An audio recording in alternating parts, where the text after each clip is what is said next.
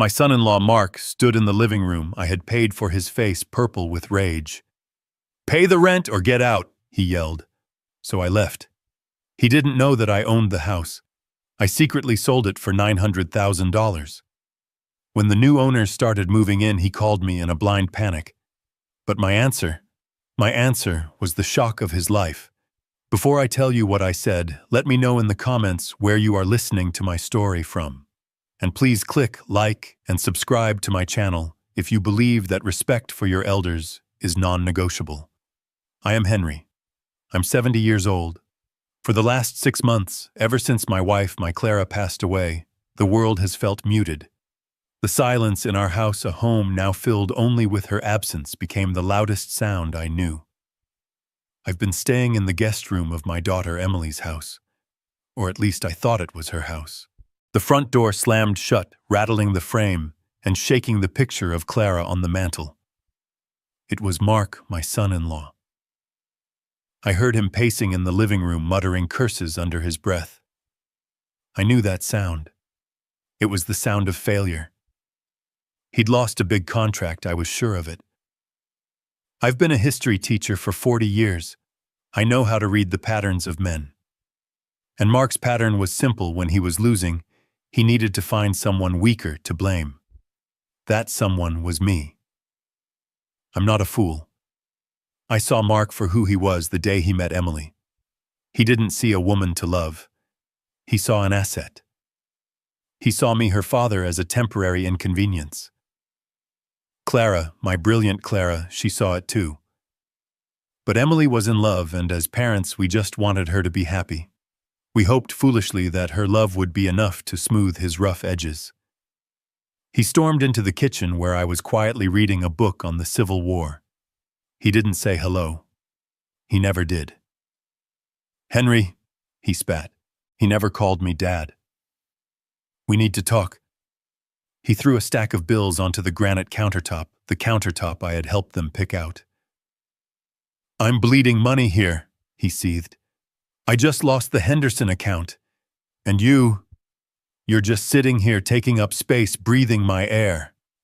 Emily came running in from the patio, wiping her hands on her apron. "Mark, please, not now. Dad is still grieving." Mark let out a laugh, a short barking sound that held no humor. "Grieving? He's been grieving for 6 months. The free ride is over." He turned his cold, furious eyes on me.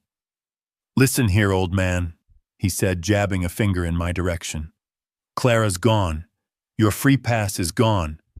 I'm the man of this house, and I'm done supporting you. Starting next month, you pay your way. $2,000 a month for rent, or you get out." $2,000 for a room in a house I owned. Emily gasped, her hand flying to her mouth. "Mark, we can't, that's—" "Shut up, Emily," he roared. And I watched my daughter, my bright, strong-willed girl, visibly shrink. I make the decisions here. This house. It's a beautiful 4-bedroom colonial in Spring Creek, North Carolina. A lovely place with a wraparound porch and an old oak tree in the back. Clara and I bought it 12 years ago. We bought it as an investment, a safe place for Emily to start her family. We were never just teachers. We were investors. We read the markets. We bought properties when they were low and held them. We were quiet millionaires. We put this house, like all our properties, under an LLC, H&C Properties, Henry and Clara. We let Emily and Mark live here, paying a token rent of $1,500 a month. Not because we needed the money, but to teach them responsibility. Mark, in his infinite arrogance, never bothered to ask who H&C Properties was. He just assumed it was some faceless corporation in Delaware. He sent his checks to a P.O. box, and he felt like a king. I looked at Emily, my heart breaking. Not at Mark's insult, I expected nothing less from him, but at my daughter's silence. She looked down, her hands twisting in her apron. She had made her choice. She chose him. So I made mine. I didn't raise my voice. I didn't argue. I didn't defend myself. I simply closed my book, placed it carefully on the counter, and looked him straight in the eye. My calmness seemed to infuriate him more than any argument could have. "What?" he spat. "Nothing to say, cat got your tongue? Or are you too senile to understand?" I simply nodded. "I understand perfectly, Mark," I said, my voice even. "I won't be a burden to you any longer. I will pack my things." Emily burst into tears, a choked, helpless sound. "Dad, no. Please don't go. Mark, you can't do this." Mark was triumphant. He had won. He had asserted his dominance. He smirked. "Let him go, Emily," he said, waving a dismissive hand. "It's time he learned to stand on his own 2 feet. He can't live off us forever." Living off them. The irony was so thick I could barely breathe. I walked past them into the guest room that had been my sanctuary. I pulled out the small, worn leather suitcase from under the bed. It was the same one I had used for those last few nights at the hospital with Clara. My hand brushed against the zipper, and for a second I could almost smell the hospital antiseptic and the faint, sweet scent of her perfume. I opened it. There wasn't much to pack.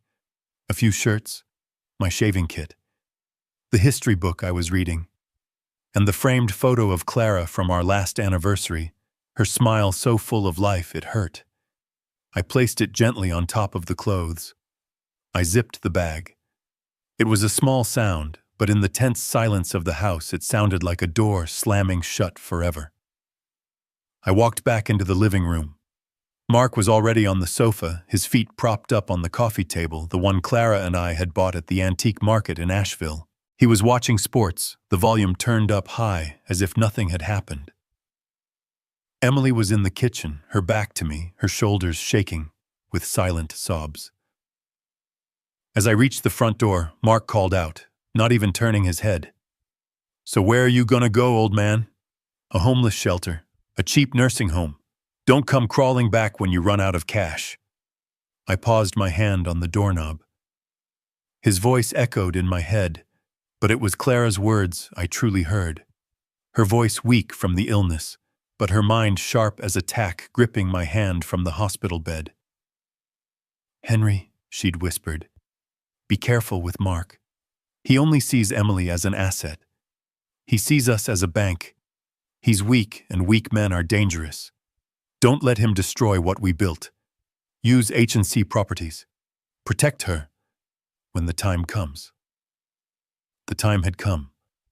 I stepped out into the cool evening air, closed the door quietly behind me, and walked away from my own $900,000 home. I didn't go to a shelter. I didn't go to a nursing home. I went to the Hampton Inn down the highway.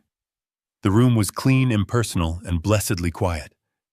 The beige walls and generic art were a stark contrast to the home I'd just left, but I felt lighter. The crushing weight of Mark's disrespect, of Emily's silent complicity, was gone. I sat on the edge of the queen-sized bed and pulled out my phone. I dialed a number I knew by heart. It rang twice. "H&C Properties, Peterson speaking." Mr. Peterson wasn't just my lawyer. He had been my wealth manager, my strategic partner, and my friend for 30 years. He was the only other person alive who knew the truth about Henry and Clara Crawford. "Peterson," I said, my voice steady. "It's Henry." There was a pause, then his voice warmed immediately. "Mr. Crawford, I am so terribly sorry about Clara. I've been waiting for your call. What's the situation?" "The situation is exactly what Clara predicted," I said, looking out the motel window at the passing traffic. "Mark just kicked me out of the Spring Creek house. He thinks I'm a penniless old man. He gave me an ultimatum. Pay $2,000 rent or get out." Peterson was silent for a moment. I could hear the faint click of his keyboard. Then he said, "Sir, that is a profound tactical error on his part." "I agree," I said. "I want you to activate the plan. The in case of emergency plan Clara and I drew up." "The full plan, sir," Peterson's voice was cautious. "That's decisive. We're talking about the $900,000 house. Mark just threatened his grieving father-in-law Peterson. He just called me a burden in the house I own. I said. He has no idea who H&C Properties is. He thinks I'm weak. It's time to show him just how valuable this gan nang really is. Sell it, immediately. Understood. And what about Emily? I sighed. That was the part that truly hurt. Emily is trapped. She's been manipulated for so long, she can't see the truth. This is the only way to save her. This is what Clara wanted. Sell it fast, Peterson. Cash only. As is. I don't care if we take a small hit on the price. I want it done. Very well, Henry. I'll have our top agent Susan at the property for an appraisal and photos tomorrow morning at 10 sharp. They'll be informed that H&C Properties is liquidating the asset. Thank you, Peterson, I said. My pleasure, sir. By the way, while they're processing this, perhaps you'd like me to move you from that motel to your penthouse downtown. I looked around the simple beige room. No, I said. Not yet. I'm enjoying the view from here. Let them think I'm weak. The fall will be that much harder. I hung up the phone. Tomorrow morning at 10 a.m., Mark was going to get his first surprise. The game had begun. It has been 2 days. 2 days of silence. 2 days of sitting in this sterile beige motel room, listening to the hum of the ice machine down the hall. The coffee here is terrible thin and acidic, but I drink it anyway. It keeps me sharp. It keeps me focused. It is 10 a.m. Right now, according to the schedule, Peterson and I set the doorbell at my house is ringing. I picture the scene. Mark is probably on the sofa, the one Clara and I found at that antique market in Asheville. He's likely complaining to Emily, his voice laced with the false bravado he wears like cheap cologne. He's been telling her I'm childish, that I'm throwing a tantrum. He's assured her I'll come crawling back as soon as my little bit of savings runs out. He has no idea about the foundations of the world he lives in. He has no idea that the ground beneath his feet is about to open up. The doorbell rings again. I imagine him sighing annoyed at the interruption to his speech. He stomps to the door, yanking it open. What? On the porch stands Susan Black. Peterson described her perfectly mid-50s sharp navy blue blazer hair, pulled back tight, and an iPad in her hand. She does not smile. She is not paid to smile. She is paid to close deals. Good morning, she says, her voice crisp. Are you the current resident? Mark, puffing out his chest, tries to reclaim his authority. I'm Mark Crawford. This is my house. Can I help you? Susan consults her iPad. Mr. Crawford, I am Susan Black from Elite Realty. I'm here for the 10 o'clock appraisal and to take photographs for the listing. I can almost see the confusion wash over Mark's face, quickly followed by anger. A listing? You've got the wrong house, lady. We're not selling. Susan, unfazed, looks at her screen again. This is 123 Maple Drive, correct? Yes, Mark snaps. But it's not for sale. There's a mistake. There's no mistake, sir, Susan says, her voice flat. The property was listed this morning by the owners H&C Properties, LLC. They've requested an immediate cash-only sale. I smile into my coffee cup. Now I know exactly what Mark is thinking. He thinks I did this. He thinks I, the pathetic old man, found the phone number for this faceless corporation and tattled on him. He thinks I called to complain about his rent or get out ultimatum. The fool. He still thinks he's the center of the story. Listen, lady, he probably says, his voice lowering into a threat. I don't know what that senile old man who used to live here told your company, but this is a private family matter. He's confused. He's not well. Now I'm going to have to ask you to get off my property. He probably tries to close the door, but Susan is fast. She places a hand on it, stopping it cold. Her eyes are like steel. Sir, she says, and now her voice is even colder. Perhaps you are the one who is confused. I've just spoken with the owner's legal representative. H&C Properties are the sole legal owners of this estate. She taps her iPad and I know she's pulling up the digital copy of the lease agreement, the one they signed 12 years ago and never bothered to read closely. According to this file, she continues, a Mr. Mark Crawford and a Mrs. Emily Crawford are listed as tenants at will. This is not your house, sir. You are renting it. Tenants. I would pay $1,000 to see the look on his face in that moment. The realization. The pure, unadulterated shock. The man who just declared himself king of the castle has just been informed by a stranger on his doorstep that he's not even a court jester. He's just a peasant paying rent. He sputters. That's a lie. Emily. Get out here. I imagine my daughter running to the door, her face already stained with tears from their morning argument. She sees Susan. She sees Mark's pale, horrified face. What's happening? This woman is insane, Mark yells. She's saying we're tenants. Susan doesn't even look at Emily. Her focus is entirely on Mark. Sir, my only business here is with the property.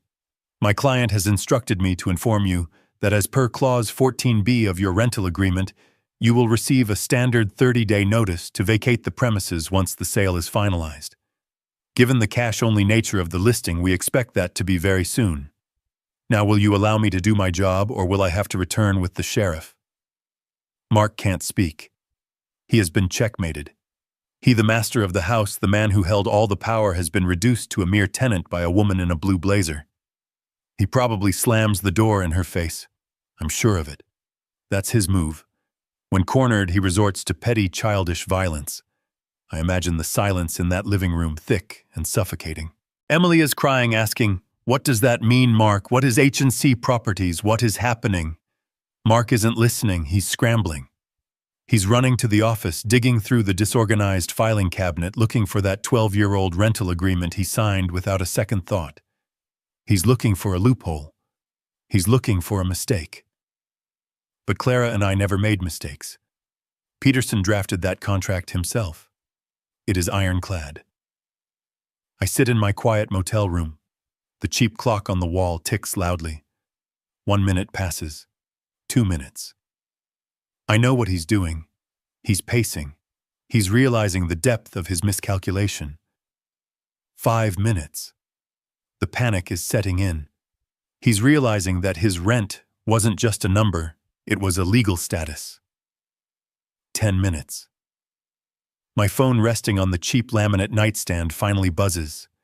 It vibrates across the wood, loud in the quiet room. I look at the screen. The name flashes bright and angry. Mark. I let it ring once, twice, a third time. Then I pick up. I picked up the phone. I heard the frantic clicking of the keypad on his end, fumbling, and then a heavy, gasping breath. "Hello, Mark." His voice exploded through the speaker so loud and distorted with rage that I had to pull the phone away from my ear. You senile old fool, what did you do?" I remained silent. In the background, I could hear a muffled crash. It sounded like ceramic shattering against a wall. It was probably the porcelain shepherdess Clara had loved, the one I bought her at a small shop in the Blue Ridge Mountains. Mark had always hated it. He said it was tacky. "Mark, what's happening?" I could hear Emily's voice, thin and terrified, a small bird in a hurricane. "Shut up, Emily, I'm handling this," he roared back at her. Then his voice was back in my ear, hot and venomous. "You called them, didn't you? You found the landlord's number, and you called them." I said nothing. "You thought you'd get back at me, didn't you? You thought you'd play the victim. You're trying to ruin us. You're trying to make us homeless. Just because I asked you to pull your own weight. I knew you were a manipulative old snake sitting there pretending to be sad about Clara. You were planning this." The accusations piled up one after another, each one a window into his panicked, narcissistic mind. He couldn't comprehend a reality where he wasn't in control, so he had to invent one. He had to believe that I, the weak, grieving old man, had somehow orchestrated this. He was still so blind. He still thought he was the center of the universe, and I was just a minor planet that had strayed from its orbit. "Are you done?" I asked. My voice was quiet, calm. The contrast to his screaming seemed to shock him into a momentary silence. You admit it," he stammered. "No, Mark," I said, leaning back against the stiff motel pillow. I didn't call the landlord. I let the silence stretch. I could hear his mind working, trying to process this. If I didn't call, who did? Was it Emily? Was it a mistake? What? What do you mean?" He finally said, his voice dropping from a roar to a confused whisper. "Then who told them to sell the house?" This was the moment. The one Clara and I had spoken of in hushed tones, the what-if scenario we hoped would never come. The moment of the great reveal. "I am the landlord, Mark." The silence on the other end of the line was absolute. It was not just quiet. It was a void. I heard his breathing stop. I heard Emily let out a small, strangled gasp in the background. He was frozen, his entire worldview shattering in those 5 words. "What? What did you just say?" he finally whispered, his voice cracking. I decided to spell it out for him slowly, as if teaching a particularly difficult history lesson to a student who refused to learn. "H&C Properties, LLC, I said. "The faceless corporation you've been sending checks to for 12 years. The company you thought was just some random investor in Delaware." I paused, letting him connect the dots. H and C. Henry and Clara. "It's my company, Mark. It has always been my company. I am your landlord. I have been your landlord since the very first day you moved in. Every rent check you ever wrote, every late fee you complained about, every maintenance request you rudely emailed, it all came to me." I heard a sound like a small animal being struck. He was trying to breathe, trying to speak, but no words came out. "You didn't kick a senile old fool out of your house, Mark." I continued, my voice as cold and clear as the ice in the motel's humming machine. "You kicked the owner out of his house, and the owner has decided to sell. You have 30 days as per the lease you signed. You lied," he finally choked out. "All these years, you lied to us." "No, Mark," I said. "I lived my life. You just made assumptions. You saw a retired teacher in a simple sweater and you assumed I was poor. You assumed I was weak. You assumed I was a burden. You never bothered to ask. You never bothered to know the man whose daughter you married. You just saw what you wanted to see, an old man you could push around." "Emily. Does Emily know?" His voice was desperate, looking for an ally. "Emily is your wife," I said. "You can ask her yourself, though I doubt she knows any more than you do. Clara and I wanted her to have a normal life, a life where she wasn't seen as an heiress. We wanted her to be loved for who she is, not for what she has. It seems we failed in that regard." This last part was for him, the accusation that he too had failed. You can't," he started, but the rage was gone, replaced by a hollow, terrifying panic. "You can't just sell it. We live here. It's our home." "It was your home, Mark," I corrected him, "as long as you paid your rent and treated my daughter with respect. You have failed on both counts. The sale is final." "What about my money?" "The money I paid the rent. It's in a bank, Mark, safely collecting interest. But we'll get to that later. For now, I suggest you stop breaking my pottery and start looking for a new apartment." I didn't wait for him to respond. I didn't want to hear him beg or threaten or cry. I had delivered the truth.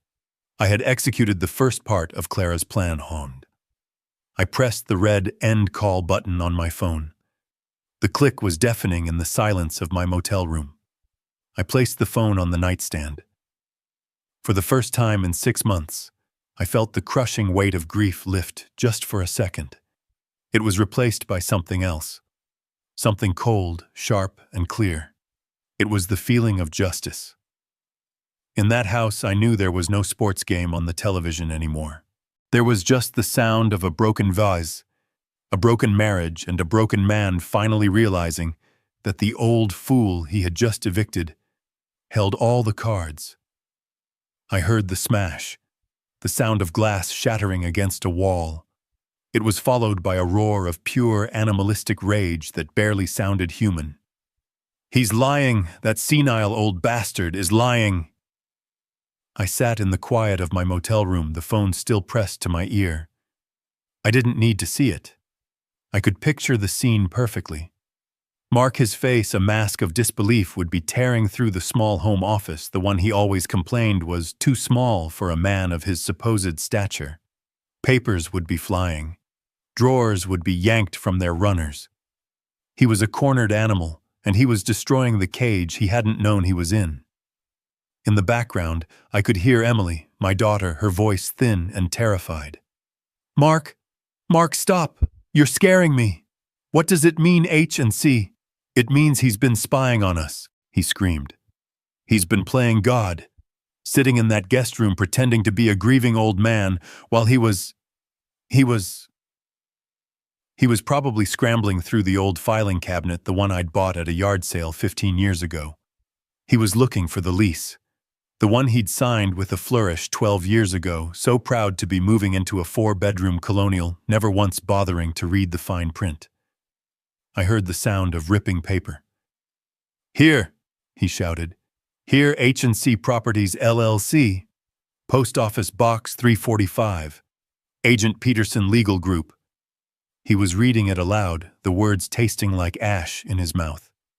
He was realizing that in 12 years, he had never once met the landlord. It was always an email, a formal impersonal maintenance request, a sterile corporate reply.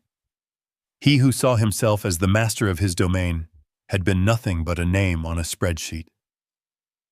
My phone rang again. It vibrated violently on the cheap laminate nightstand. This time it wasn't Mark. His rage was too profound, his pride too shattered. It was Emily. I let it ring 3 times, giving her a moment to gather herself. Then I answered. "Hello, Emily." Her voice was a whisper, a sound so broken it barely registered. "Dad?" "I'm here, sweetheart." "Dad." She took a sharp, ragged breath. We found the lease agreement. It's true, isn't it, H&C Properties? Henry and Clara. It's you. It was always you." I let out a long breath, one I felt I had been holding for 6 months. "Yes, Emily, it was always us." The sob that tore from her throat was agonizing. It wasn't just sadness. It was the sound of a foundation crumbling. "But why would you lie? You watched us. You let Mark, you let me think we were just tenants. You watched him. You watched him yell at me about the rent." Her voice cracked. "You let him yell at me about your rent." "It was never a lie, Emily," I said softly but firmly. "It was a plan.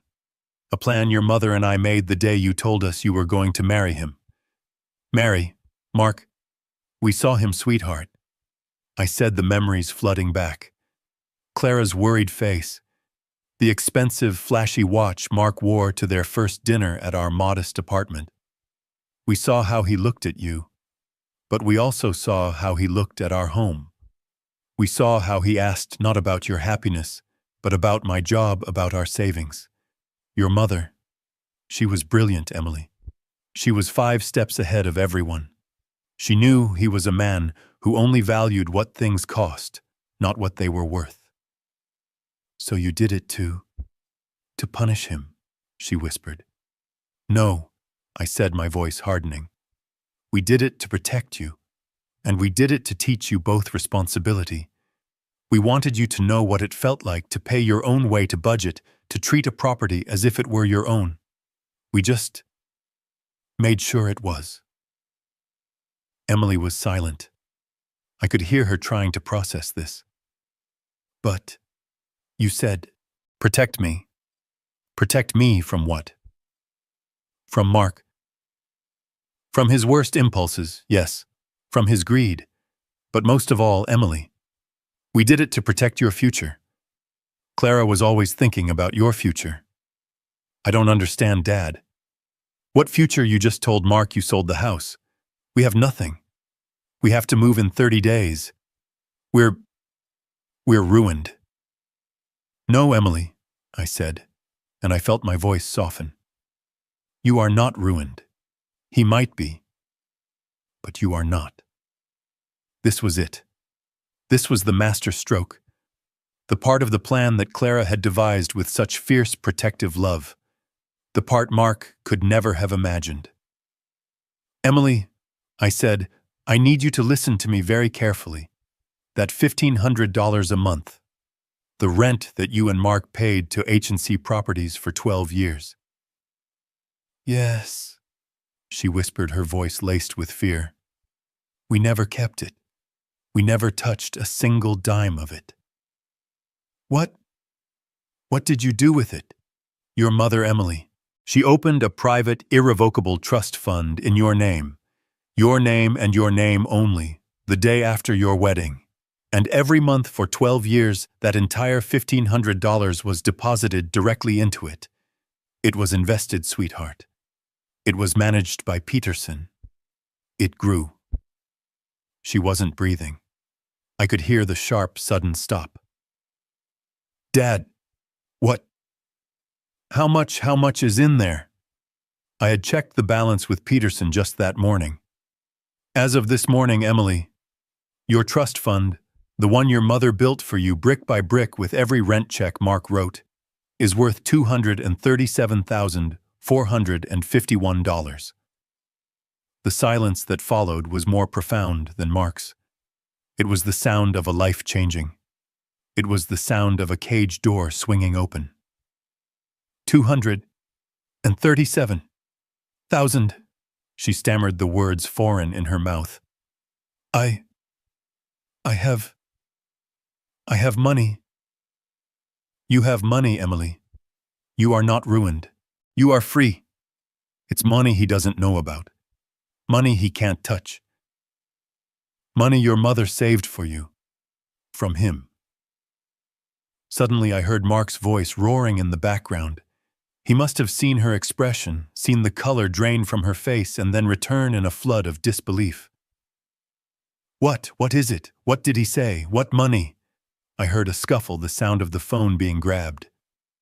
Emily, what money?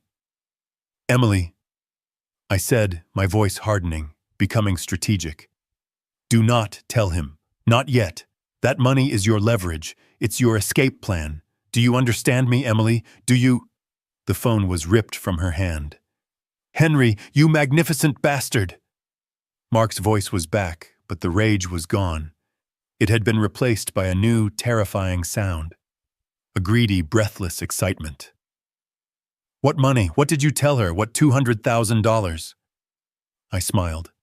The trap was set. The next move was his. The phone was still in Mark's hand, but he was frozen. I could hear Emily in the background, her voice a fragile whisper. $237,000. She repeated the number as if it were a foreign language, a concept she couldn't grasp. I could picture her standing in the living room, her eyes wide, trying to comprehend a reality that had just tilted on its axis. Then I heard Mark's breath, a sharp, sudden intake of air. I knew that sound. It was the sound of his calculating, greedy mind rebooting. The $900,000 house was gone, but a new, more immediate prize had just appeared on the board.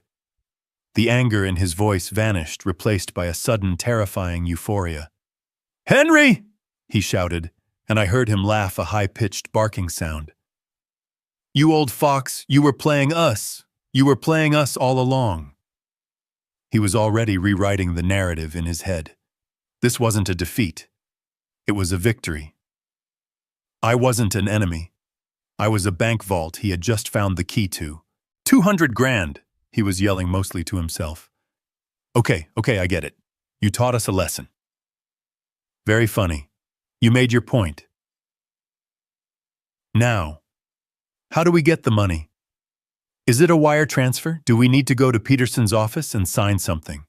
We can use that money to buy the house back. We can buy it from whoever you sold it to. He was already spending it. He spoke of it as we. He didn't see Emily standing right next to him.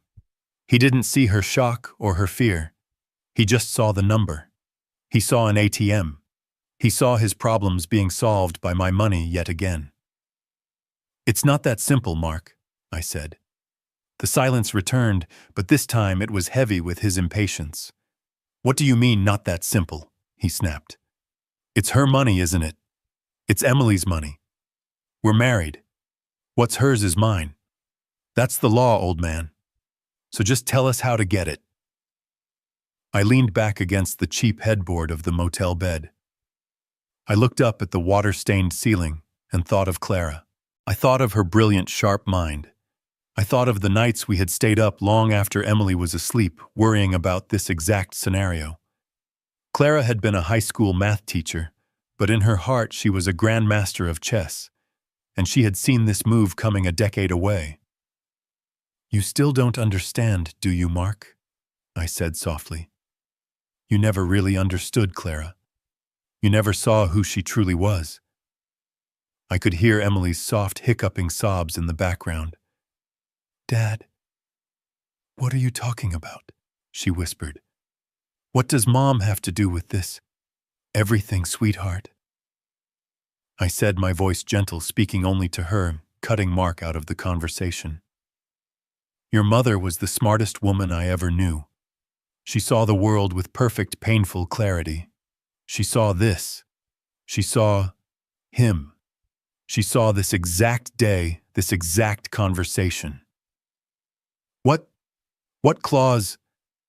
Mark's voice was sharp, suspicious. He was sensing the trap, but he couldn't see the teeth. When your mother and I set up that trust with Peterson, I said, it wasn't just a savings account. It was a fortress. It was designed with one purpose, Emily, to protect you. Protect me from what? She asked. From him, I stated. From his greed, from his entitlement, from his belief that what is yours is automatically his. That's illegal, Mark roared, the panic returning. You can't do that. You can't set up a trust against a spouse. I'll sue you. I'll sue Peterson. You can't sue anyone, Mark, I said, cutting him off. Because it's not against the law. It's just a condition, a simple, ironclad, non-negotiable condition that Clara wrote into the trust document herself. Peterson reviewed it. It is untouchable. Emily was breathing hard into the phone now, which I assumed she had taken back. Dad, what condition? What did she write? This was it. The final move Clara had planned. The one that would save our daughter. The clause, Emily, I said, my voice clear and steady, states that you, Emily Clara Crawford, cannot access, withdraw, or be given a single cent of the $237,451. I let the pause hang in the air, a lifetime of protection, condensed into one final, devastating second. As long as you are legally married to Mark Crawford. The silence. It was not like the silence before. This was the silence of a bomb detonating. I heard Emily's breath stop. I heard a small, strange sound from Mark, as if he had been punched in the gut. Mark, the man who saw himself as a king, had just been reduced to a single sentence in a legal document.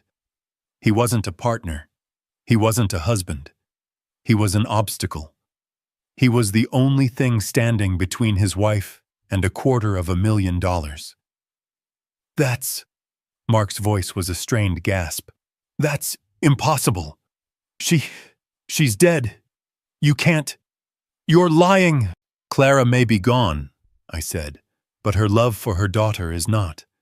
She was protecting her. From you. She saw who you were, Mark.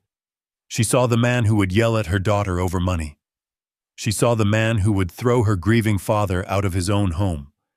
She saw you, and she made sure you would never profit from the pain you caused. Emily was crying, but it was a different kind of crying. It wasn't the sound of fear. It was the sound of a terrible, painful understanding. Her mother knew. Her mother had seen her pain, had seen her husband's cruelty, and had given her a way out from beyond the grave. "That's coercion," Mark screamed, the legal-sounding word sounding absurd in his mouth. "You're trying to break up my marriage. This is blackmail." "No, Mark," I said. "This is a consequence. You broke this marriage when you raised your voice to her. You broke it when you threatened her father. You broke it every time you valued money more than you valued her. Clara just made sure you couldn't profit from the wreckage." "Emily!" Mark shouted, no longer talking to me. "Baby, you're not going to let him do this, are you? He's trying to control you. It's our money. Tell him you choose me. We don't need his dirty money. We have each other." I listened, holding my breath.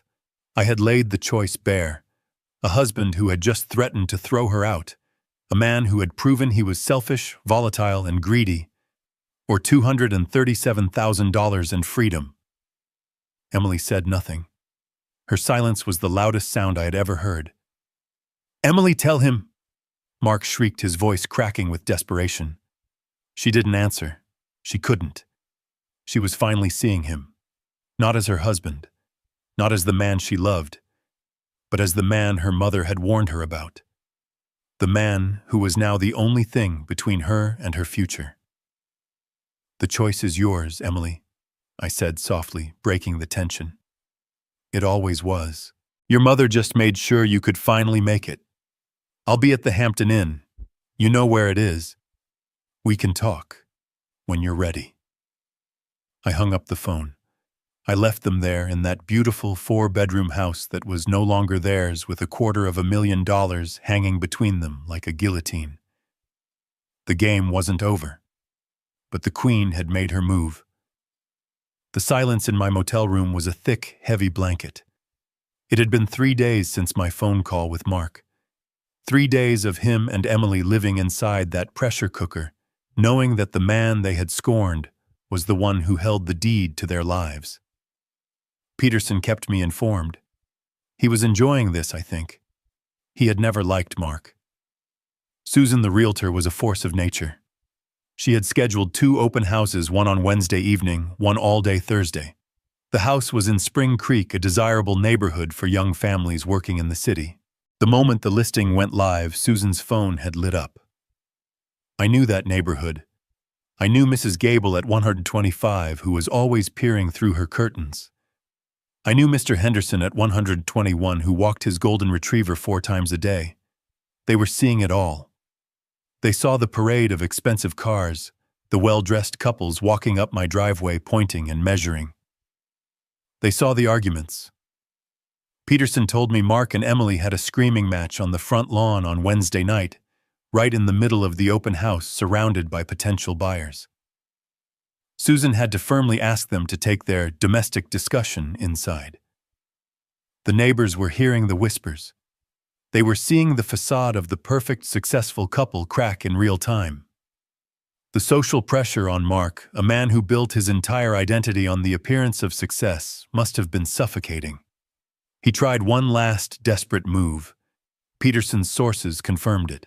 Mark had walked into First National Bank on Thursday afternoon, wearing his best suit, and applied for a $900,000 mortgage to buy out his landlord. The loan officer, a practical woman, I'm sure, must have struggled to keep a straight face. Peterson had run a quiet credit check on Mark years ago when Clara first voiced her concerns. Mark was a financial ghost. He was drowning in debt. Maxed out credit cards, a high-interest loan on his car, and a string of failed investments that looked suspiciously like gambling losses. He had no savings. He had no collateral. He had no real job security. He was denied, of course. Not just denied, but probably laughed out of the office. That was yesterday. He had failed to save himself. He now knew he had no power, no options, no way to fight H&C Properties. So this morning, I gave Peterson the final order. I picture them waking up. The house is a war zone of tension and whispered accusations. Emily has probably been crying for days. Mark is hung over, his mind racing, trying to find a new angle, a new lie, a new way out. He stumbles into the kitchen, desperate for coffee, and looks out the window. And he sees it. It wasn't there last night. It's there now. Hammered deep into the lawn he thought he owned. A bright red sign with 3 simple, devastating words. Sold. It happened that fast. While he was sleeping, his world had been finalized, packaged, and sold to the highest bidder. Peterson had called me at 7 a.m. "Henry, we have an all-cash offer. A doctor from the city. He wants to close in 10 days. He offered $890,000. He wants the sign up today." I gave the order. Do it.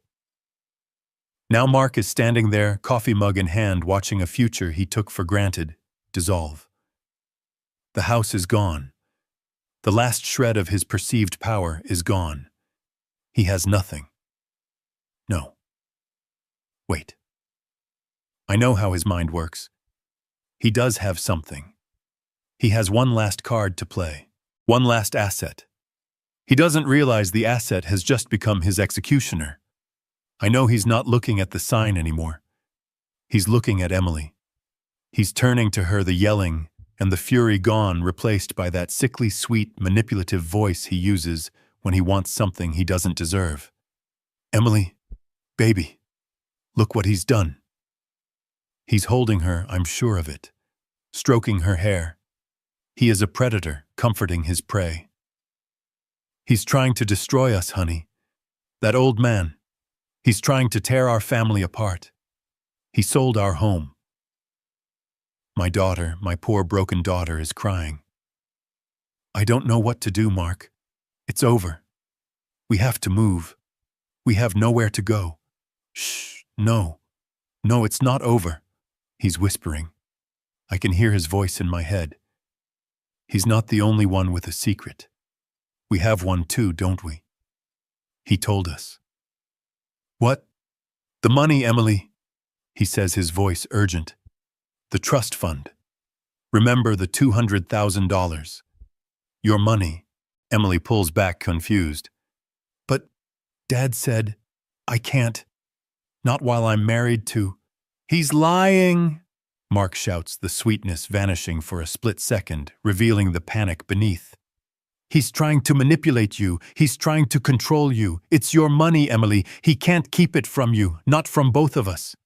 He's pacing now. The wheels are turning. He's found his new angle. The house is lost, but a new prize is in sight. "This is what you're going to do," he says, and I can picture him grabbing her by the shoulders, his eyes intense. "You are going to call him. You are going to cry. You are going to tell him he's won. Tell him he's broken up our marriage. Tell him you'll do whatever he wants. And then you demand the money." "Mark, no. I can't. You have to." He's shaking her now. "It's the only way. You tell him you'll leave me, you get the money, and then we'll be together. We'll take that money and we'll go somewhere he can never find us. It's brilliant. We'll use his own plan against him. He thinks he's a genius. He thinks he's found the loophole. But Emily is just staring at him. And for the first time, she is not seeing her husband. She is not seeing the man she fell in love with.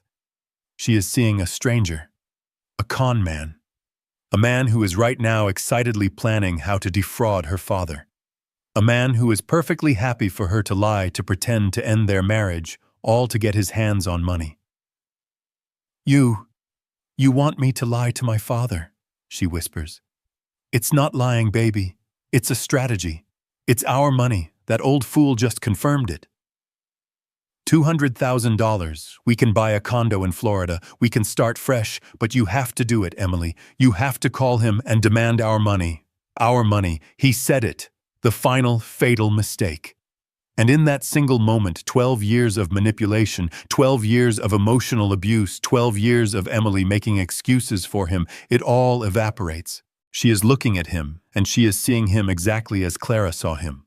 A greedy, hollow man. A man who isn't fighting for her. He's fighting for her price tag. No, Emily whispers. It's a word she hasn't used in years. What? What did you say? Don't be stupid. Emily, this is our only… No, Mark. Her voice is stronger now. It's not our money. He freezes. What? It's my money, she says, the fog finally clearing from her mind. And the only way I can get it is if I leave you. Mark's face contorts. The con has unraveled. His asset has just realized her own value. He has lost. He just doesn't know how badly yet. I didn't hear from them for the rest of the day. I sat in that lonely beige motel room, the television playing a game show with the volume on mute. The silence from my phone was louder than any of Mark's screams. My mind was a storm. Had I miscalculated, had I pushed too hard, I pictured my daughter Emily trapped in that house with him. Had his rage turned physical? Had he managed once again to twist the narrative to paint me as the villain, the puppet master, the liar? Had he convinced her that I was the enemy, and he was the victim of my senile, vengeful game? The sun went down. The motel's neon sign flickered on, casting a sad pink glow across the room. I hadn't eaten. My stomach was a knot of pure, cold dread. This was the part of the plan Clara and I had never spoken about. The part where our daughter, the person we were trying to save, had to make the choice herself. Clara had built the escape hatch, but Emily still had to be the one to turn the handle. I stared at my phone, willing it to ring, praying it was her. I must have dozed off in the chair, because I was jolted awake by a sound. A soft, frantic tapping. Knock, knock, knock, not on the wall, but on my door. My heart leaped into my throat. I looked at the clock. It was 3:17 in the morning. I moved to the door, my legs shaking. I looked through the peephole. She was there. My daughter, Emily. She was standing in the harsh fluorescent hallway light, clutching a single duffel bag to her chest. Her hair was a mess, her face pale and stained with tears. She looked like a refugee. I fumbled with the deadbolt, my hands trembling. I threw the door open. She just stood there for a second, her eyes wide as if she couldn't believe I was real. Then she collapsed. I caught her, pulling her inside, kicking the door shut behind us. She fell into my arms, not like a daughter hugging her father, but like a drowning person grabbing onto driftwood. The sobs that came out of her were not the weak, muffled cries of the woman who lived in fear of her husband. They were the deep, gut-wrenching, ragged sobs of someone who had finally broken free. I left him, Dad. She choked out her words, muffled against my old sweater. I left him. I know, sweetheart, I whispered, holding her as tightly as I could. I know. You're safe. You're safe now. I walked her to the bed and sat her down.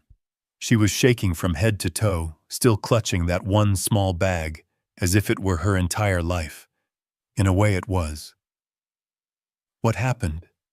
I asked, gently sitting beside her. She looked up at me, and for the first time in years, the fog in her eyes was gone. The confusion, the fear.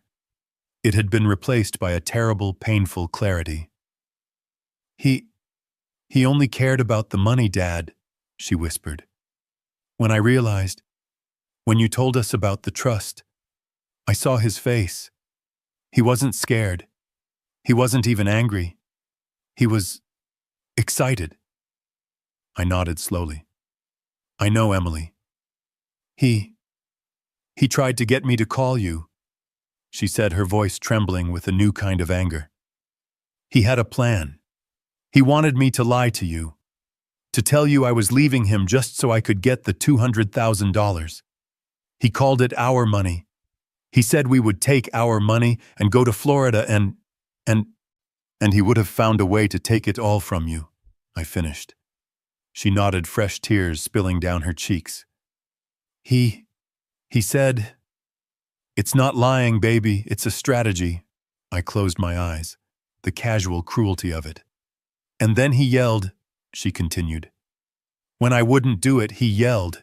He said, 'You're going to follow that old liar, the man who pretended to be poor and conned us.'" I put my arm around her. "And what did you say?" She looked at me, a spark of the old Emily, the strong girl I had raised, flickering in her eyes. "I told him he was the liar. I told him he was the con. I told him he only cared about the trust fund. And he didn't even deny it. He just said, 'It's our inheritance, Emily. You're letting him steal it.' And then I just stopped," she said. "I stopped talking. I stopped fighting. I let him yell. I let him pace and scream about how stupid I was being.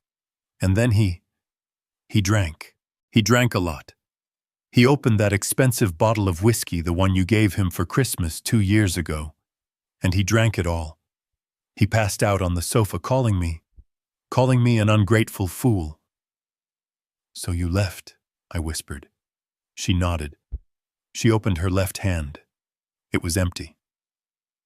"I left my ring on the kitchen counter," she said, her voice flat. "Right on top of the sold sign." I pulled her close. We sat there in the silence of that cheap motel room, 2 survivors of the same storm. "He'll be so angry when he wakes up," she murmured into my shoulder. "He'll lose everything. The house, the job, He already lost everything, Emily," I said. "He just didn't know it. The rest is just consequences." We sat like that for a long time. Finally, she pulled back, wiping her face with the sleeve of her shirt. "Dad," she said, her voice small but firm. I went online before I left. I used my laptop in the bathroom while he was passed out. I filed for divorce." The words hit me with the force of a physical blow. The relief was so profound, so sudden, I couldn't speak. "I don't need the trust fund, Dad," she said, looking me straight in the eyes. "I don't want the money. I'll get a job. I'll get my own apartment, a small one. I'll be fine. I don't care about the money. I just need my dad back."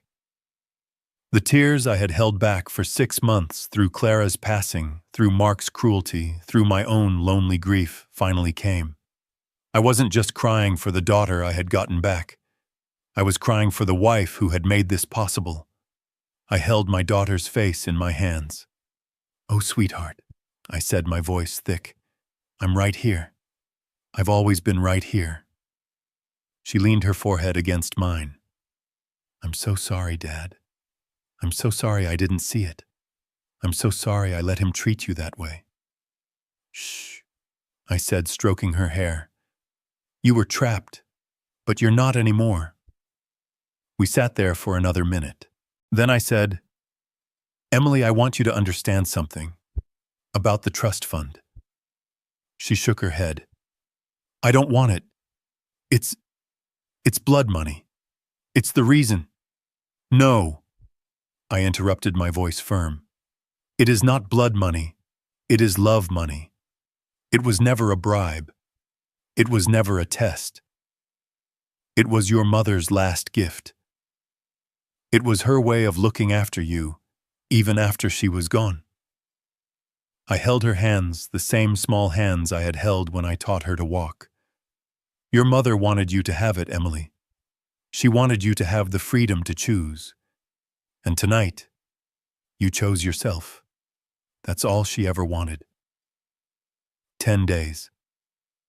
10 days since Emily walked into this motel room, her entire life packed into a single duffel bag.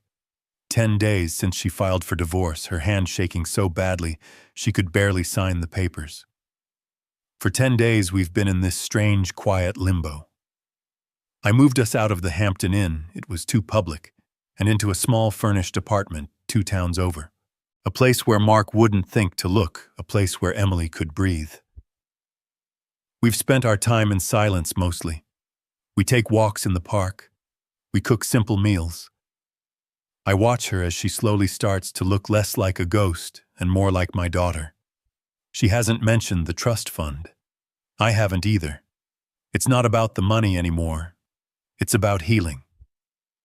In the outside world, however, the gears I set in motion have been grinding forward with merciless efficiency. Peterson has been working. The $900,000 sale of the Spring Creek house was finalized 72 hours ago. The money is no longer in the H&C Properties account. It has already been moved. And today is the day the new owners take possession. I know Mark is still in that house. He's been living in a delusional bubble, convinced this is all a negotiation. He thinks Emily will come back. He thinks I will cave and give him the money. He thinks he can still win. I'm sitting on the small balcony of our new apartment, watching the afternoon traffic, when my phone rings. I've been waiting for this call. It's Mark. His name flashes on the screen, a name I now associate with a kind of pathetic, destructive greed. I let it ring. Once. Twice. I want him to wait. I want him to feel that cold, rising panic. On the third ring, I answer. I don't say anything. Henry! Henry, is that you, you old... His voice is not the confident, arrogant roar from 10 days ago. It's a high-pitched, desperate shriek. It's the sound of a cornered animal. Henry, you have to call them off. You have to stop this. Stop what, Mark? I ask, my voice calm, almost bored. The letter. There's a man here, a sheriff's deputy. He just served me. Henry, it's an eviction notice. I can hear him pacing, his footsteps echoing in the now empty rooms of the house. I'm sure he's sold off some of the furniture for drinking money. It says, 30-day notice to vacate. He reads, his voice cracking. From the new owners, it's from some corporation. You can't do this. This is our house. It was never your house, Mark. I say simply. It was my house. And now it belongs to the Somerset Investment Group. They are your new landlords. And from what I hear, they are very eager to renovate. You did it, he gasps. You actually sold it. I thought you were bluffing. I thought this was some sick game to scare Emily. It was never a game, Mark, I say. It was a consequence. You were given an ultimatum. You chose poorly. You can't, he screams. The raw panic is setting in. He's realizing the walls are closing in and there is no door. Where am I supposed to go? What am I supposed to do? I have no money, Henry. You know that Emily took her name off the joint account. That's a problem between you and your bank, Mark. It has nothing to do with me. It has everything to do with you, he roars. You destroyed my life. You took my wife. You took my house. You've left me with nothing. I pause. I let his words hang in the air. You destroyed my life. I think of Emily, who still cries in her sleep. I think of the 12 years of her life he consumed, of the woman he systematically broke down, of the way he looked at her with such contempt. I think of the man who threw me, his 70-year-old grieving father-in-law, out of my own home. No, Mark, I say, and my voice is as cold as a tombstone. I didn't destroy your life. I just stopped financing it. You are the one who destroyed it. You destroyed it with your arrogance. You destroyed it with your greed. You destroyed it when you laid your hands on my daughter and called her weak. She'll be back, he snarls. She'll get bored of playing poor with you, and she'll be back, and that money, that 200 grand, I'll see you in court. Half of that is mine. Is it, Mark? I ask, and I can't help the small, cold smile that touches my lips. You should have read Clara's trust agreement before you started making threats. She was very, very thorough. That money is untouchable. By you. Forever. I hear a sound. A thud. He's punched a wall. I'm sure of it. You bastard! He screams the word full of venom. You took everything. That $900,000. You're sitting on $900,000 while I'm being thrown out onto the street. You owe me for 12 years. You owe me for the deception. I look out over the park. The sun is setting. It's beautiful. You're right, Mark, I say. You should probably know what happened to that money. The $900,000 from the sale. He's breathing heavily, waiting. He thinks this is it. He thinks I'm about to offer him a severance package for being a failed son-in-law. The entitlement of this man is boundless. I need you to listen very carefully, I say. And I tell him. I was sitting in a high-backed leather chair. The afternoon sun streamed through the tall windows of Peterson's office on the 22nd floor, illuminating the specks of dust dancing in the air. The office smelled of old books, lemon oil, and something I hadn't felt in a very long time. It smelled like safety. Across the polished mahogany desk, Emily was signing the last of the papers. Her hand, which had trembled uncontrollably in that motel room 10 days ago, was now steady. The pen moved across the page with a firm, decisive stroke. "This is the final document, Emily," Peterson said, his voice gentle. He pushed a small silver pen toward her.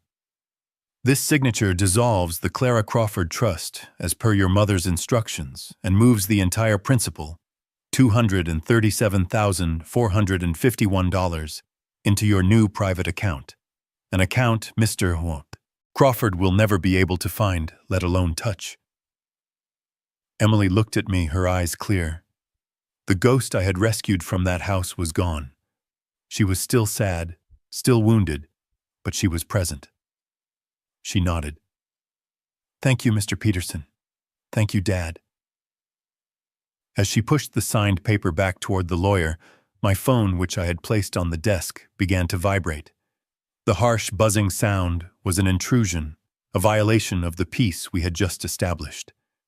We all looked at it. The screen flashed bright and angry. "Mark." Emily flinched. It was a small, sharp intake of breath, a reflex built over 12 years of living in fear. I looked at her and I put my hand over hers. "It's okay, sweetheart. You are no longer in that house. He has no power here." I looked at Peterson.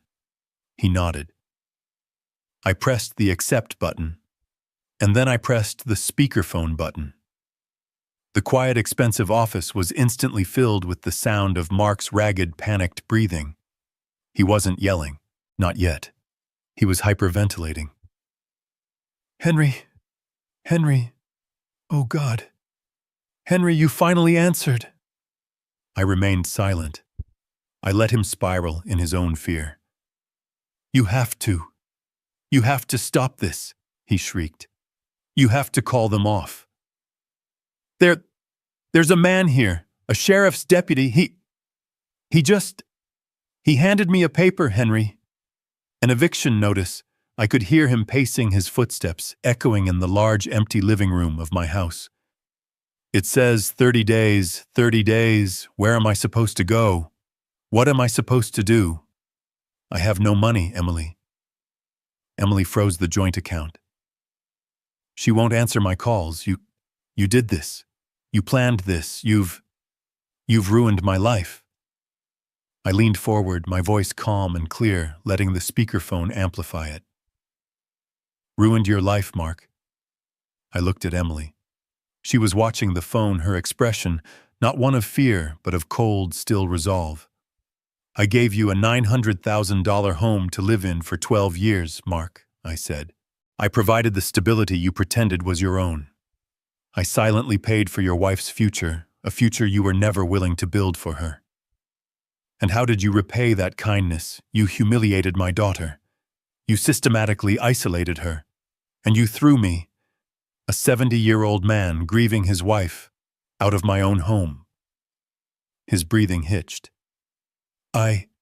It was a mistake. I was angry. I didn't mean it. You meant every word I said. You didn't just ask me to leave, Mark. You screamed at me. You called me a burden. You called me senile. You gave me an ultimatum. Your exact words, if I recall, were, pay the rent or get out. I let those words hang in the air. I let him hear his own cruelty. Emily closed her eyes, remembering. Well, Mark, I continued, I chose to get out. And now the new owners, the Somerset Investment Group, they are giving you the same choice. It's just a simple business transaction. You of all people should understand that. Pay them the rent. Or get out. I paused. I suggest you start packing. There was a long, terrible silence. The panic was gone. The rage was gone. All that was left was the raw, whining sound of a cornered rat. He was calculating. He was searching for a new angle, a new leverage. The house, he stammered. The money. The money from the sale. The $900,000. Emily opened her eyes. She knew what was coming. You can't keep it, he suddenly yelled, his voice cracking. That's our money. It's Emily's inheritance. You deceived us. You pretended to be poor. That's fraud, Henry. You owe us. You owe me. You owe me for 12 years. You owe me half of that $900,000. He was shouting now, but it was the desperate, hollow shout of a man who had just played his very last card, not realizing I held the entire deck. I looked at Peterson. He had a faint smile on his face. I smiled back. I leaned back in the plush leather chair, the comfort of it, a stark contrast to the cheap vinyl of my motel room. I let Mark's words echo in the silent, sunlit office. You owe me. You owe me half. I caught Peterson's eye. He was practically beaming. He knew what was coming. Clara had made him rehearse this moment. The money from the sale, Mark? I asked, my voice light, almost cheerful. The $900,000, is that what you're worried about right now? There was a sudden, hopeful silence on his end. He thought he'd found a crack. He thought my calm meant I was ready to negotiate. He thought his empty legal threats had worked. Yes, he said, his voice instantly becoming stronger. Exactly. That money. Half of it is Emily's. It's community property. I've spoken to a lawyer, Henry. You can't just... You spoke to a lawyer, Mark? I interrupted. That's fascinating. Did you pay him? Or did you just promise him a cut of the money you think you're getting? You can't. Oh, Mark. I sighed as if explaining a simple math problem to a difficult child. You're still not listening. You're still not seeing the full picture. I looked at Emily. She was watching me, her expression unreadable. She didn't know this part of the plan either. This was Clara's masterpiece, and I had saved it for the finale. You're right, Mark, I said. $900,000 is a lot of money, and I've been thinking very, very hard about what to do with it. It's a huge responsibility, you know. Just give us our share, Henry, he pleaded. His voice was a pathetic whine. Give Emily her money. We can forget this ever happened. We can start over. Forget, I asked. Forget that you told me to get out. Forget that you called me a senile old fool. Forget that you watched my daughter suffer for years. I made a mistake, he shrieked. How many times do I have to say it? Now about the money. Ah, yes. The money, I said. I'm so glad you asked. I wanted you to be the first to know. I signed the last of the papers this morning just before Emily and I sat down to sign hers. I could hear his sharp intake of breath. He was salivating. You see, Mark, I said, when you suggested I go to a homeless shelter, it really got me thinking. It was inspiring. What? What are you talking about? I was so moved by your concern for the less fortunate Mark. So moved by your suggestion that people who are burdens should have a place to go. I realized you had a passion for philanthropy I never knew about, so I decided to honor that passion. Henry, what did you do? His voice was barely a whisper. The hope was gone, replaced by a new dawning horror. I'm so happy to tell you, Mark, I said, my voice full of false brightness. I have just donated the entire $900,000 to the Spring Creek City Homeless Shelter Association. I let the words land. You. Yes, I continued, the full amount. It's the largest private donation they've received all year. They're going to name a new wing after Clara. The Clara Crawford Wing. Isn't that wonderful? It will be a place for people who have been thrown out of their homes. People who have nowhere else to go, people just like you. The sound that came through the speaker was not a word. It was a guttural primal scream of loss. It was the sound of a man watching his $900,000 lottery ticket burst into flames in his hand. You did. What? I donated it, Mark, I said simply. It's gone. All of it. It's going to buy beds and soup and blankets for the very people you despise. The people you thought I was. It seems you were right about one thing. You told me not to come crawling back when I ran out of cash. Well, I ran out of cash. It's all gone, just as you suggested. Emily's hand flew to her mouth. She was staring at me, not in horror, but in something that looked like awe. She hadn't known either. That was my money, he roared, a useless, impotent sound. That was Emily's money. You stole it. No, Mark. It was my money, and I gave it away. You, on the other hand, have 30 days before the Somerset Investment Group changes the locks. I suggest you use that time to find a job. I hear the shelters are hiring. You've already made quite the impression on their board of directors. I heard a crash, a violent final sound. It sounded like the phone and the lamp and perhaps the entire end table had been thrown against the wall. Then there was silence. I waited. 1 second. 2. Nothing. Just the dead, empty air of an open line. I pressed the end call button. The peace in Peterson's office was profound. Emily was the first to speak, her voice a reedy whisper. Dad, you gave it all away. Yes, sweetheart, I said, turning to her. All of it. The 900,000. It was never about the money for us, Emily.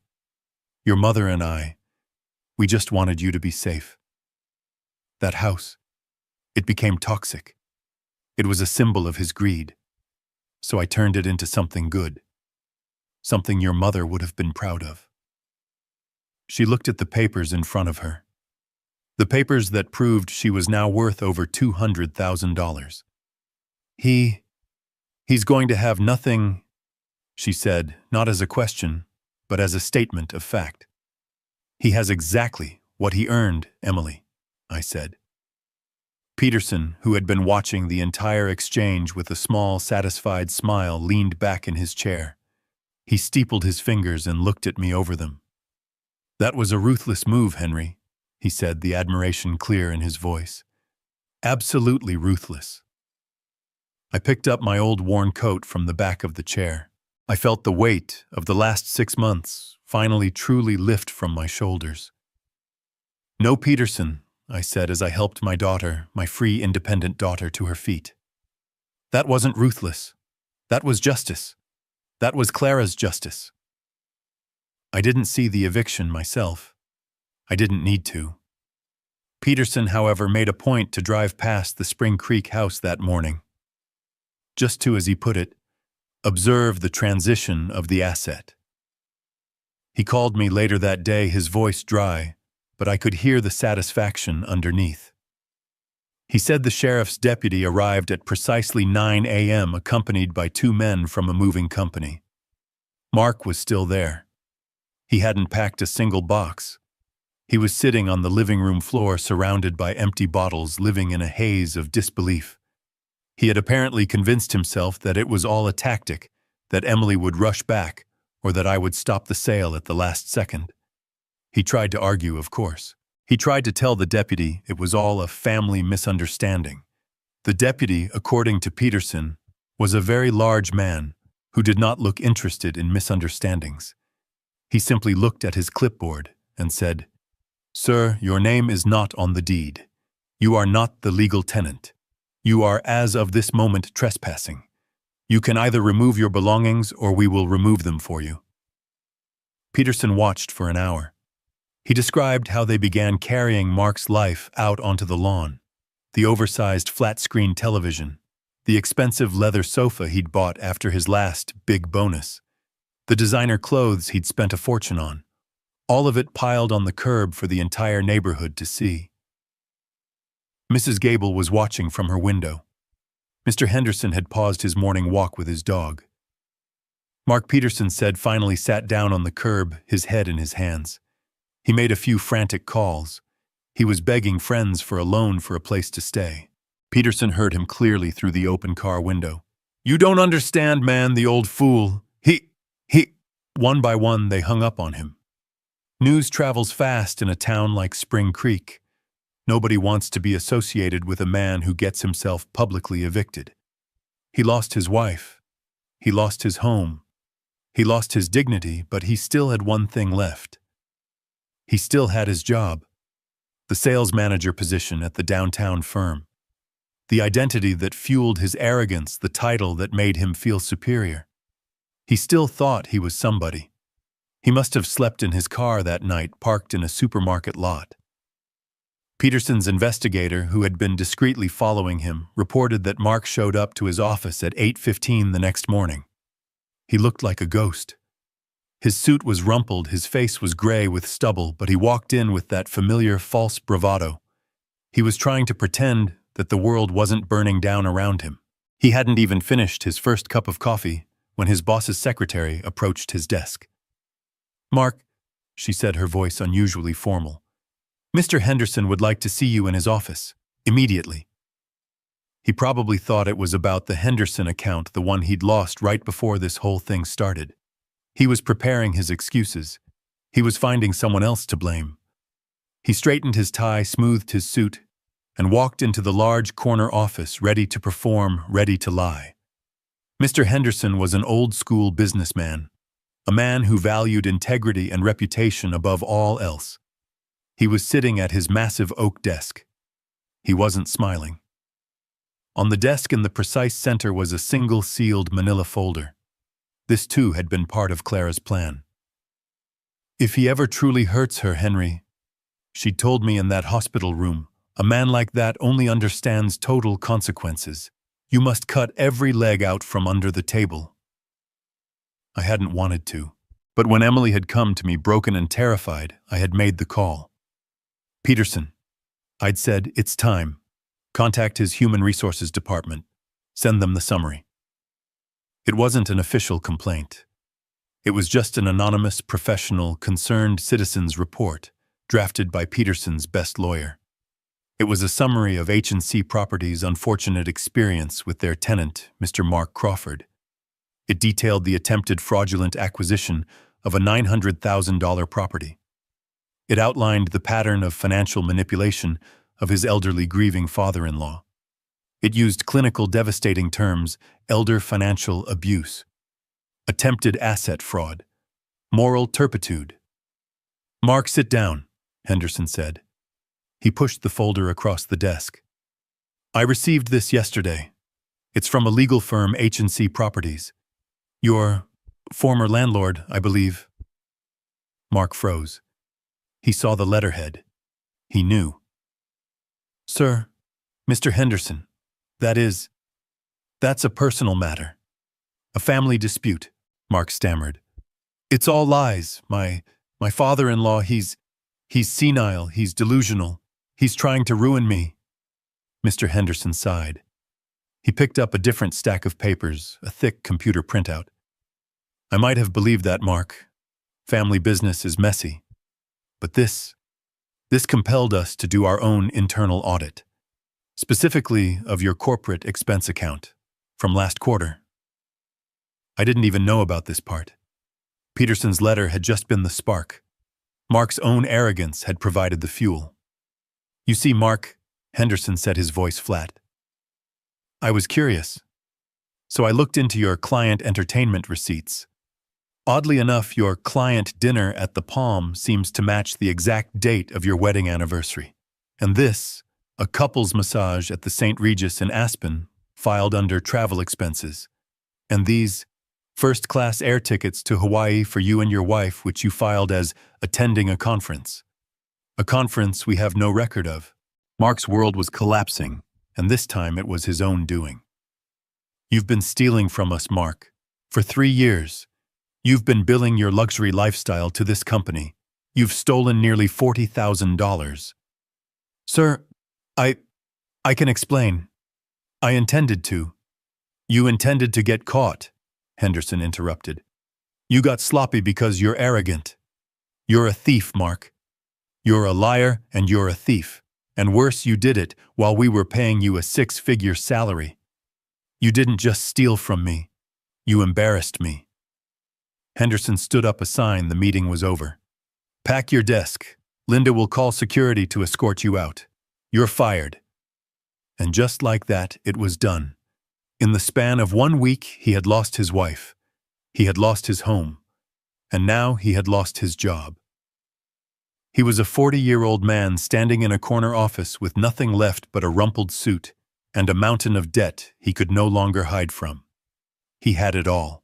A beautiful wife who, despite everything, had tried to love him. A beautiful home he lived in for a fraction of its cost. A high-paying job. He had it all, and he set it on fire. All because he was consumed by a greed that could never be satisfied. He flew too close to the sun, and he forgot that I, the quiet old man he despised, was the one who owned the sky. 6 months. Sometimes it feels like a lifetime. Sometimes it feels like only a single, long, deep breath. I am no longer in a motel. I am home. But it is not the home in Spring Creek. That house is gone sold to the doctor from the city. I am in my penthouse, the one Clara and I bought 20 years ago on a whim. We called it our Sky Cabin. It's on the 30th floor overlooking the city park. The walls are glass and the furniture is simple but good. Solid wood, worn leather. It's quiet here. The city hums below a distant, gentle sound. I am not pretending anymore. I don't have to. The H&C Properties LLC, having fulfilled its purpose, has been dissolved. Its assets, Clara's and mine, are now just mine. It's a strange feeling. I still wear my old sweaters. I still make my own coffee. Wealth, I've found, doesn't change who you are. It just amplifies it. I am watering Clara's collection of orchids by the window when I hear a key in the door. I don't flinch. I gave her the key last week. Emily walks in. The woman who enters my apartment is not the ghost I rescued from that house. She is not the trembling victim who collapsed in my arms at the Hampton Inn. This woman is new. Her hair is cut shorter. She wears no makeup. She is wearing simple jeans, a clean white shirt, and a pair of new practical-looking boots. She looks strong. She looks like her mother. Hi, Dad, she says, her voice clear. Emily, I smile. You're early. The coffee is almost ready. I brought donuts, she says, holding up a small white paper bag. Not from a fancy bakery, from the shop on the corner. She comes over and kisses my cheek. It's a real kiss. A gesture of simple, uncomplicated affection. It feels like a miracle. She sits on the sofa looking out at the park. It's beautiful up here, Dad. You can see everything. Your mother loved this view, I say, handing her a mug of coffee. We sit in silence for a moment. A comfortable silence. The kind we hadn't shared in 12 years. She's the one who breaks it. I wanted to give you this, she says. She reaches into her bag and pulls out a large, official-looking bank envelope. She hands it to me. I open it. It's a bank statement, a trust account statement in her name. I look at the balance. It reads $237,451. Not a single cent is missing. I look at her confused. Emily, I haven't touched it, Dad, she says, sipping her coffee. I haven't taken a dime. But your apartment. Your job. I got a job, she says. A small, proud smile touching her lips. I'm an administrative assistant at a small architectural firm. It's not much money, but it's mine. And I found a little apartment downtown, just a studio. I can afford it. On my own. She looks at me and her eyes are steady. I needed to, Dad. I needed to know that I could. I needed to know that I wasn't him, that I wasn't just waiting for a handout. I feel a warmth spread through my chest, a profound sense of pride that almost hurts. Oh, sweetheart, I say, my voice thick. Your mother, she would be so incredibly proud of you right now. Emily smiles, a real radiant smile. I think so too. I think she knew I would be okay. I think this was her last lesson for me. The trust fund is still yours, Emily, I say gently. It's your safety net. It's what she wanted. I know, she says, and it feels good to have it. It feels safe, but it feels even better to not need it. She takes a deep breath. I'm going to leave it there. Let it grow. Maybe someday I'll use it for a down payment on my own house, one that I've earned. I just nod, my heart too full to speak. She looks down into her mug. I heard something, she says, her voice hesitant. From an old friend. About Mark. I wait. I knew this would come. She said she saw him, working at a gas station, the one off the interstate, pumping gas. She looks up at me, her eyes filled with a complex, sad confusion. Is that true, Dad? I nod slowly. Yes, it is. Peterson's investigator had sent me a final report. After he was fired with his credit destroyed and his reputation in tatters, no one would hire him. He lost his car. He's living in a weekly rental motel, the same kind I was in, but not by choice. He's pumping gas to pay for it. He lost everything, Emily whispers, not in triumph, but in simple, sad observation.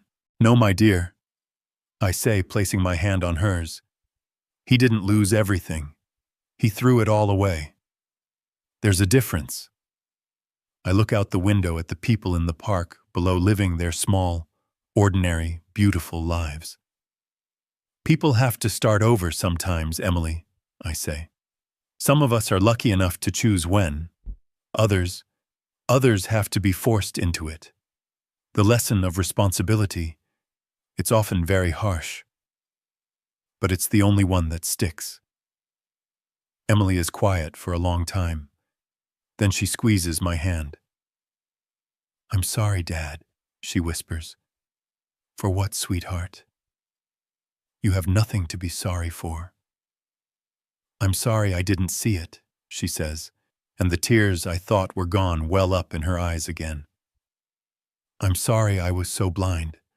I'm sorry I let him treat you that way. I'm sorry I wasn't strong enough to stop him. I turn and take both of her hands in mine. I look at this new woman, this strong woman my daughter has become. Oh no, my dear, I say, and I smile. It's the first truly happy smile I've had in a long, long time. Don't you ever say that. You are the strongest person I know. Thank you for being strong enough to finally see the truth. She looks at me confused. But you did it all, Dad. You were the one who was strong enough to... No. I interrupt her, my voice firm. I just built the door, Emily. I just showed you where it was. Thank you for being strong enough to choose to walk through it. This whole ordeal taught me a painful but vital lesson. True family isn't built on blood, but on loyalty and respect. Greed can look like love for a while, but it cannot survive the truth. I learned that setting boundaries isn't an act of cruelty. It is the ultimate act of self-respect. Sometimes the only way to save the people you love is to show them the true cost of their choices and have the strength to let them face the consequences alone. Did you like my story? And which city are you listening to me from? Let's meet in the comments. If you enjoyed this, please like this video and subscribe to the channel for more stories just like this.